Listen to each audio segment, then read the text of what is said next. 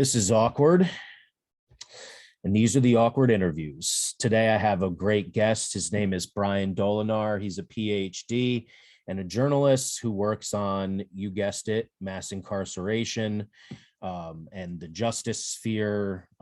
His articles have appeared in Truth Out, In These Times, Counterpunch, Prison Legal News, and The Appeal, and elsewhere. Today, we are going to focus a lot on a particular issue, on a great story he wrote in The Appeal that caught my attention. Brian, thanks for joining me. Thanks for having me. It's great to be here. Yeah, my pleasure. So before we get into the article, tell me just a little bit about yourself. How did you end up with this being your what you do with your life, covering these issues that, my audience knows are so important to me? How did that come about for you? Yeah, well, I, have several pen pals in prison, and they're always sending me some crazy stories. And so I keep in touch with people on the inside of what's going on. And I do work in my community. I live in Urbana-Champaign, Illinois. We're 2 hours south of Chicago. It's a sleepy Midwestern college town, but we have a sizable Black population here in town, and people en route, on their way to Chicago during the Great Migration, stopped in Champaign, Urbana. And so there's been a long-standing conflict between the local police, the authorities, and the Black community here. So I stay in touch with folks inside the jail here, and they started telling me stories, and so I report on jails and prisons. COVID broke out, and prison jails, these were real hotspots for the pandemic. What most folks refer to these as petri dishes, breeding grounds for the pandemic. So yep. I started writing stories on what's going on inside, and broadcasting out what I'm hearing on the inside. And I wrote several stories about COVID blowing up in the prisons, and trying to stay in touch with people inside. I worked on a campaign called Parole Illinois. Those are people mostly doing life sentences who are trying to get parole reform here in Illinois. My pen pal Joe Dole, he's got life without parole, and he's headed up a campaign out of Stateville Prison. So I do inside-outside solidarity work, trying to get those stories out. Now I'm working with a team of folks, working on a magazine called Stateville Speaks, a long-standing newsletter here in Illinois, produced by people inside. And so I had been hearing kind of, and watching the news, seeing this federal relief money coming down for COVID, and seeing stories pop up about COVID money being spent on replacing the locks at county jails, being spent on police overtime, and in Alabama, a $400 million prison plan that was being hatched there. So I started following the story of COVID relief money being spent to refund the police, as I call it.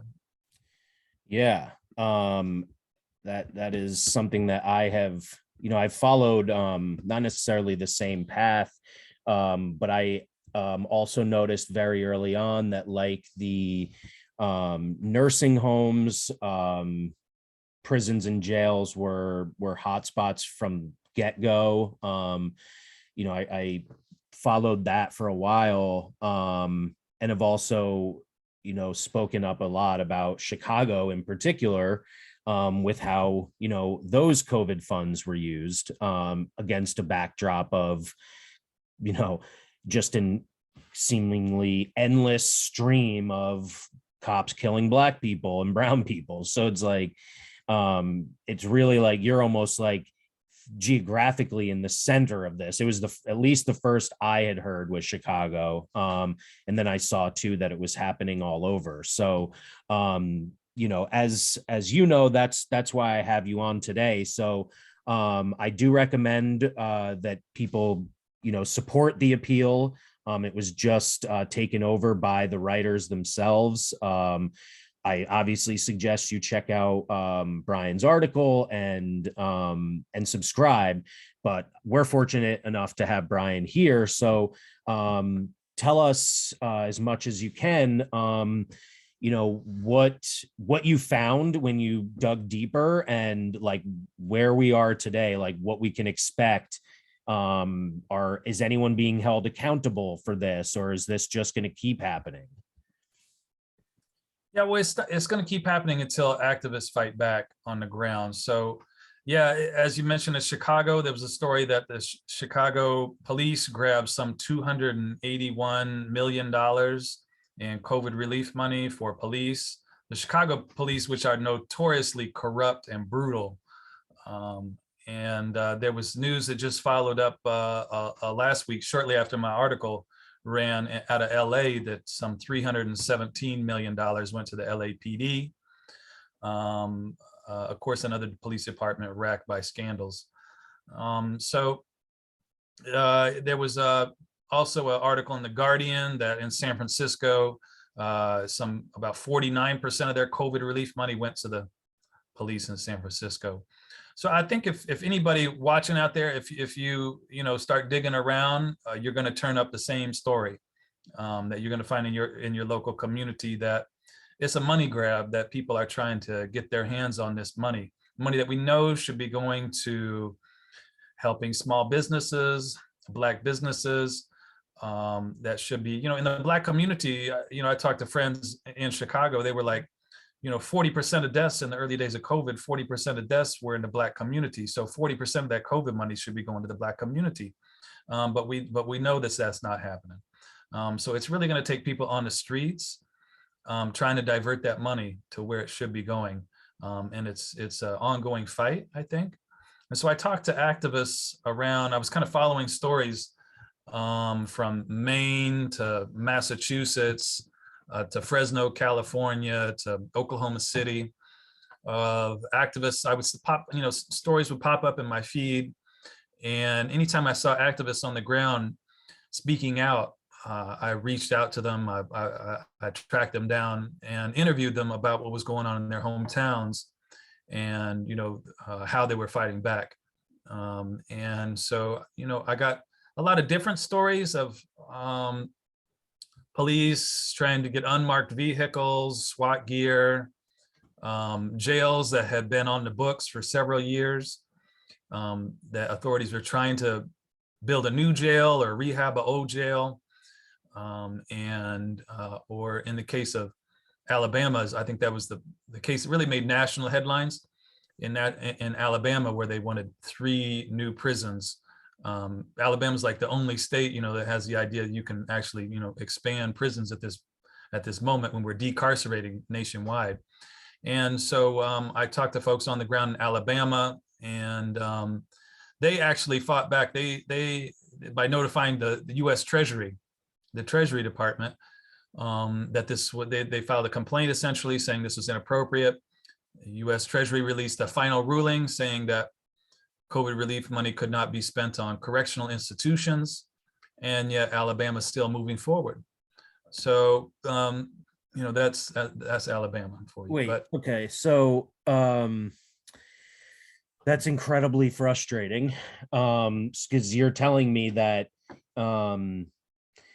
it's not like some of the other things that, I've helped people fight for, like, you just take to the city council. And if you've built enough public support, you're persuasive enough, you either force that city council to do it, or you elect new people to the city council. But you're telling me in these cases, when it's like, at the state level, state rights, blah, blah, blah, they're just doesn't even matter what the federal government says they need to do with the money the federal government sent them. They're just going to do it anyway, and nothing's going to happen. Is that right? Alabama's essentially in defiance of the federal government in this case.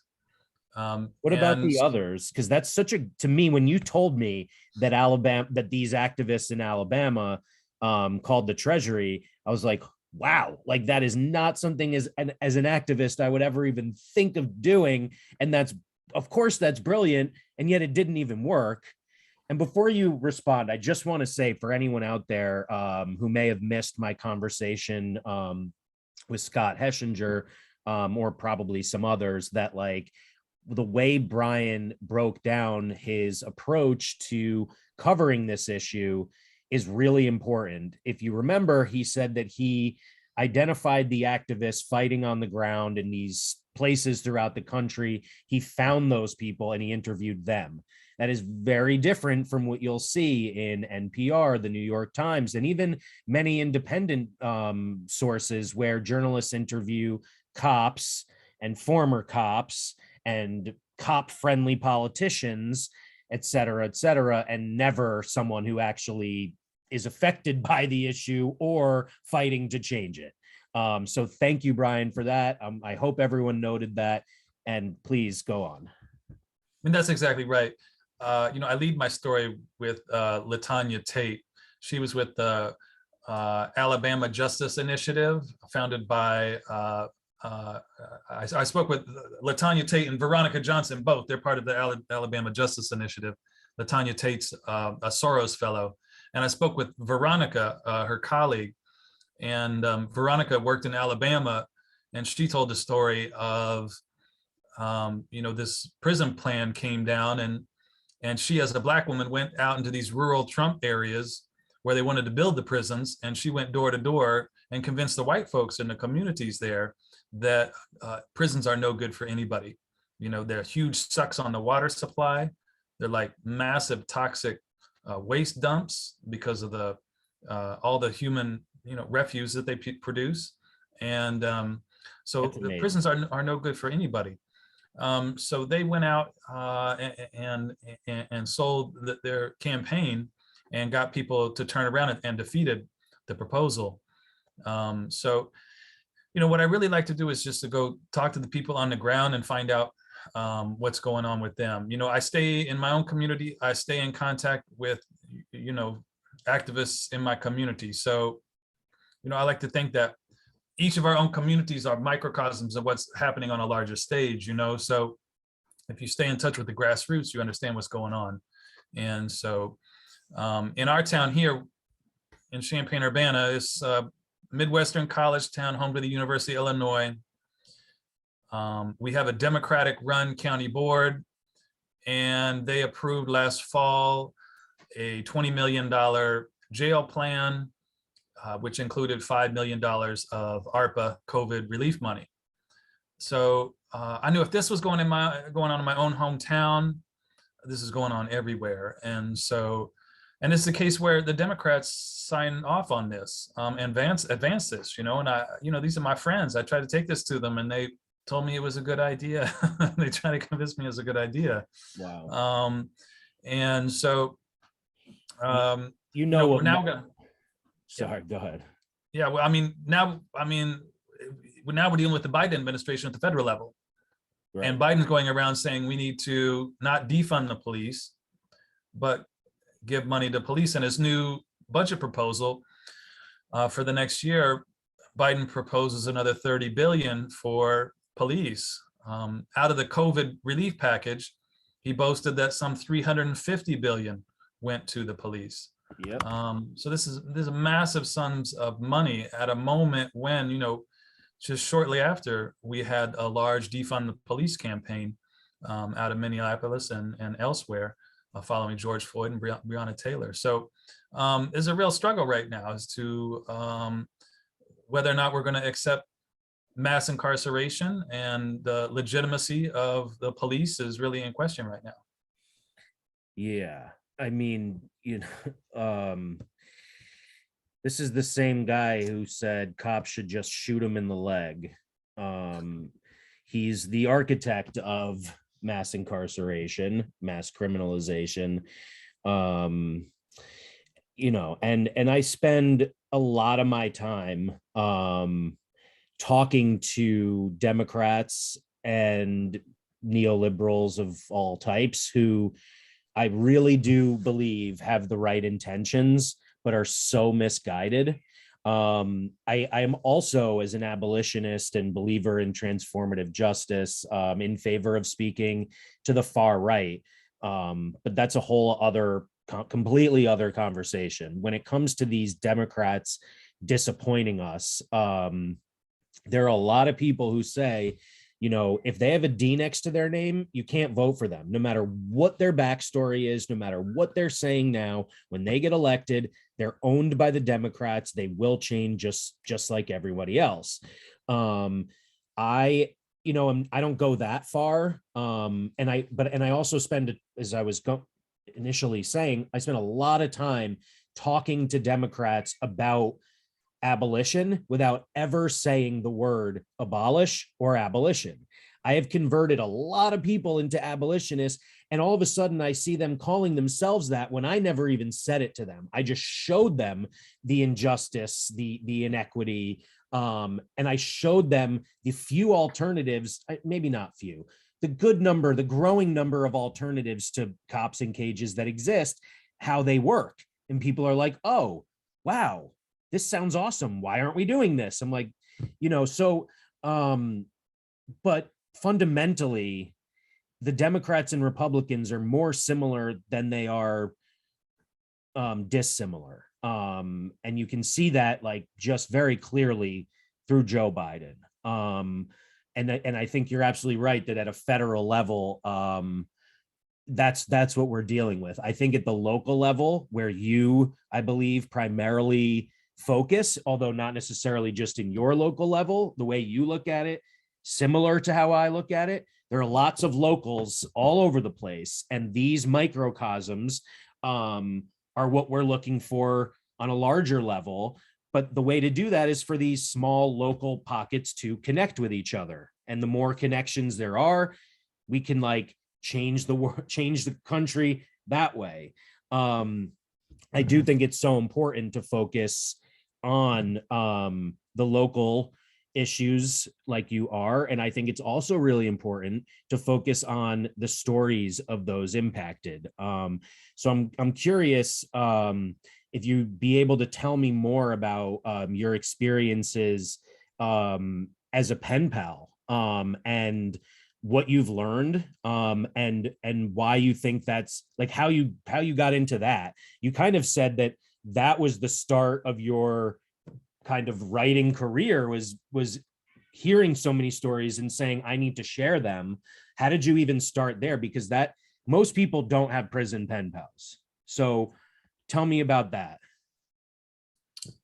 Yeah, well, in my hometown, we have a Books to Prisoners project.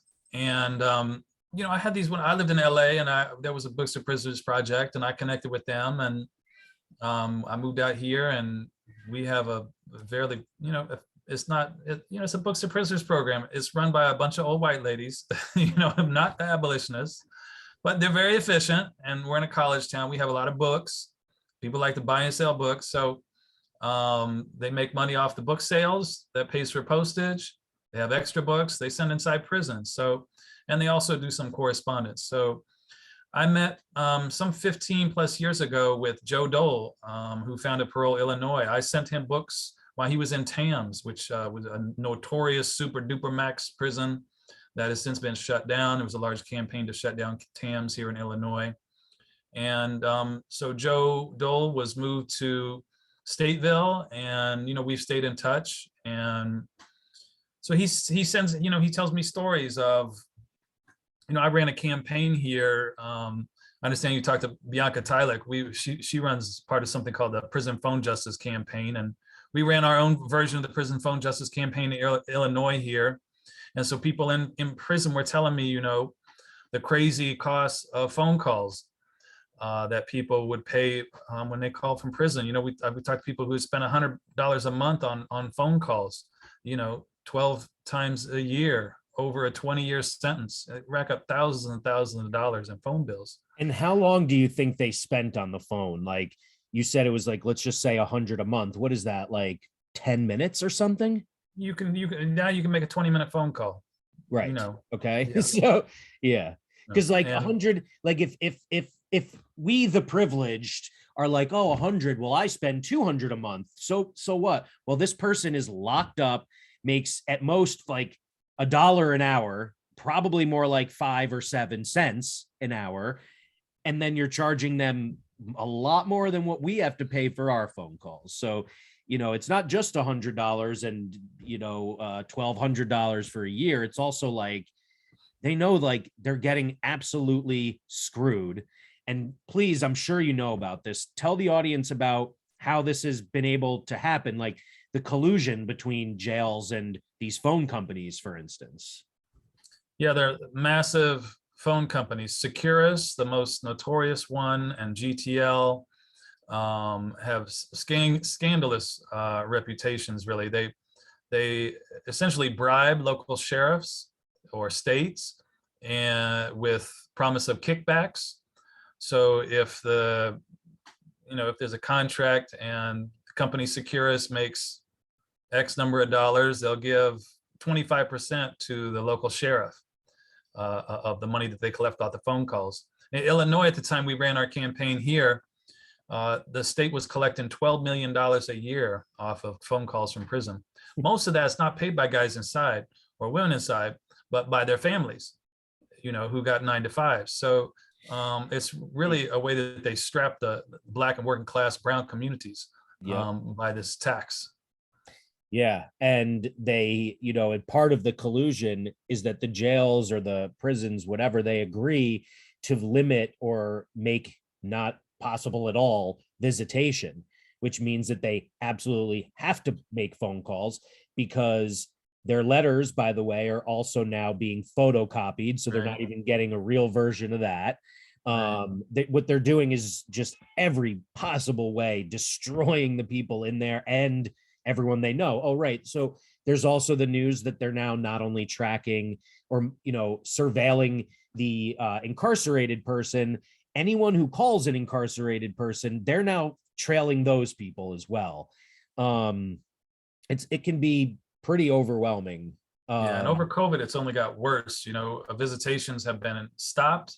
Many prisons have opened up in-person visitations. Most jails still are on lockdown. So people are facing 23-hour lockdowns in their cells, and no visitations, and you got to rely on the phone calls, but they tax you for the phone calls. And over the last 2 years, the prison situation has only got worse and worse. Yeah. So, I highly recommend anyone who's not done this to see what they can do about writing some letters to people who are caged, because and also to use that term. Think about it that way. This is an animal in a cage, and this is a human being. I mean, the way we treat people who have been criminalized and probably just can't afford a good enough lawyer and end up there is barbaric.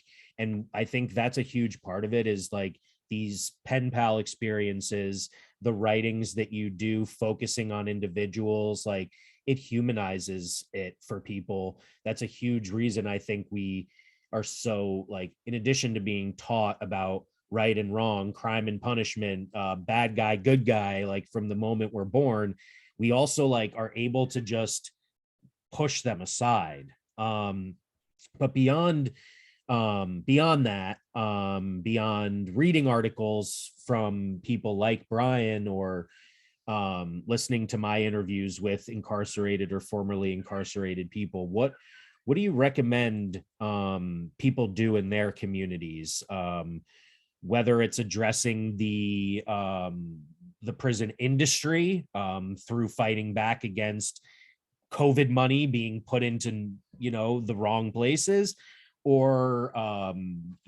helping people who are currently incarcerated or who are at risk for it? What do you, in your experience, like what has been most effective? What have impacted people valued the most, that those of us who are free to do things could do? Yeah, buy somebody a cup of coffee, take them out to lunch. It's like real basic things. Make a friend. I don't like charity, but build friendships with people. We have a reentry program in my town here, and when guys get out, I refer them to our reentry program. And Who runs it? it's a program here called First Followers, and it's all run by people formerly incarcerated. And so they really, what they say is they build community through reentry. Beautiful. And they're people who have done time, have family who have done time, and all help to support one another. So, my guy, I help him get housing, a job. I call him up and take him out for lunch every once in a while. We catch up, All right. Well, and then hold on. I want you to continue because I'm equally curious about what you do, but 99% of the people watching this will not do that because this is your life. Like you've dedicated yourself to this. I like, maybe 99 is unfair. I that's probably unfair, and it's pessimistic. Pretend I didn't say that. However, I think that people are not going to be, they're going to think they don't have the time for that. What's something that someone who isn't like you, like, is there something that someone can do that will not require that much from them? You can write a check to your local reentry program. You what? Write a check? You can write a check to your local reentry program. Okay, good. There's certainly a need of money. Good. Okay. And we have a women's reentry program here too that runs separately. There's a lot of great literature coming out. There's popular books like New Jim Crow by Michelle Alexander. Angela Davis's books are always fun reads.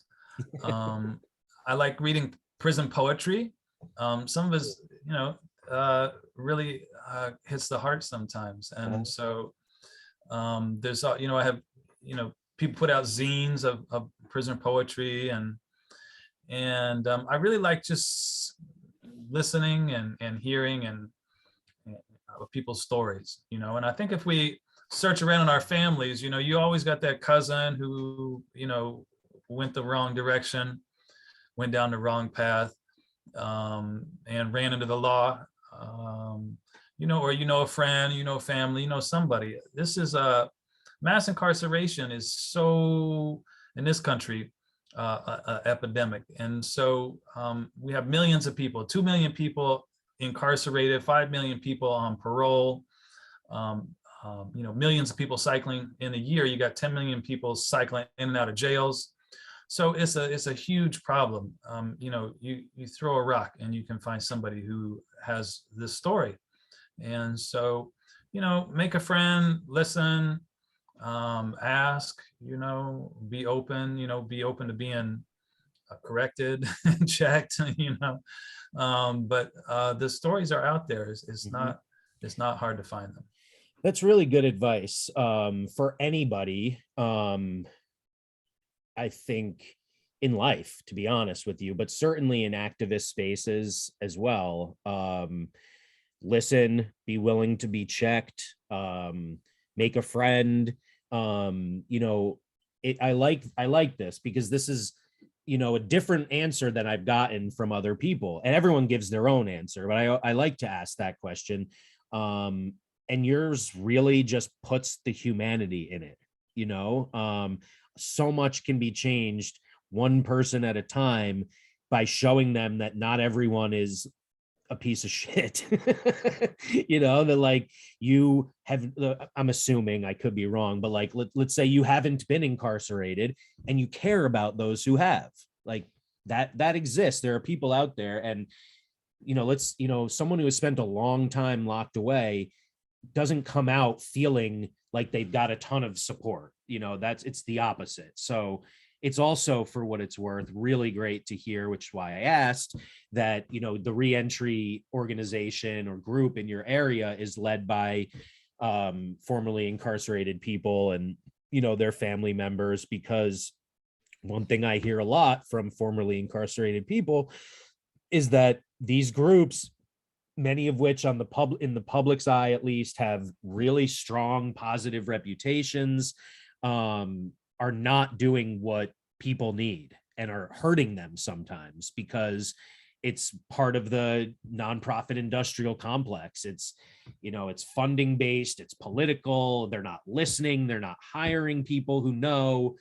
So that's a really positive thing too. And again, evidence of how important it is for people like us to just listen. Yeah, absolutely. There's also, more of these programs popping up here and there. And I also cover in my article the ways in which people are diverting that COVID relief money to setting up reentry programs. My friends at the local reentry got some of that COVID relief money. I've talked to activists in South Bend, Indiana. I just really like to talking to people in out of the way places.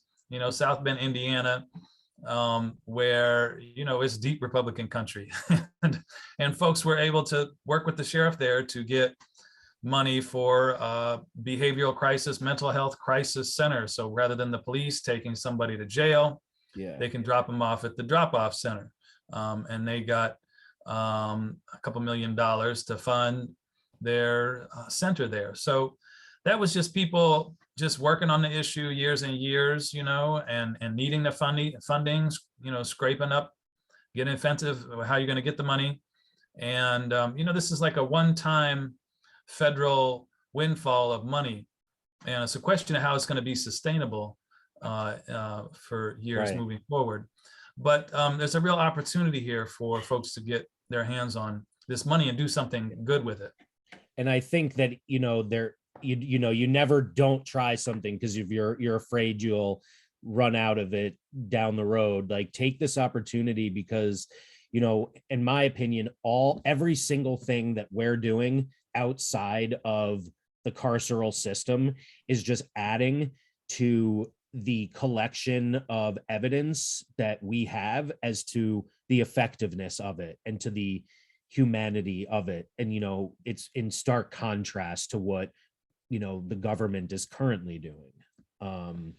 So, yeah, I mean, I think there's absolutely a ton to get out of Brian's article. It's a longer read. It's well worth it.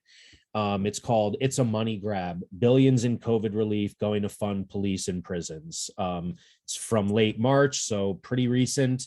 I do highly recommend it. This is insane. As I've reported before, after the longest period of sustained protest in our nation's history, police spending increased nationwide. And then, as Brian has discovered for us, that's just the beginning. Billions in pandemic aid is going to those same police departments that already got increases after George Floyd. Do you have anything else that I haven't asked you or that you want to make sure people know before I let you go? Well, yeah, I think it's just a time right here. I know it's, as activists, it's hard. It's been a hard couple years, and a lot of people have fallen out of touch with one another. It's been hard to organize much of anything the last few years. So, it feels like we're maybe coming out of things, and we have a summer ahead, and so it's a real chance to just reconnect with people and talk to one another and catch up. And there's still a lot of work to be done, and so but first I think we got to really build relationships and reconnect with one another. I think it's a chance to just take a check now and check in with one another. Yeah, again, great response. I love it. I love where you're coming from. Yeah, like, I mean, I still wear a mask everywhere I go, but they're like, COVID is definitely not as prominent outside of jails and prisons as it once was. So at least for the time being, and whatever, wear a mask if you need to, but get out there. It is the summer. It is going to be a great opportunity because there is a ton of shit we still need to change. And, I think, as always, Brian is right on. Thank you so much, man. Keep doing the incredible work you're doing. I'm glad you started writing because I probably never would have met you otherwise. But keep doing the work you're doing in your community too. That That's incredible. And it's how I like to recommend everyone take action. Don't overwhelm yourself with the federal level. Join a mutual aid group in your area, or start one if there isn't one. Anything else? That's good, man. Thanks for being All an right. outlet. Thanks for being here and helping me get the word Absolutely. out. Thank you so much, man. Be well and keep it up. All right, Albert. All right. Have a great day. Bye.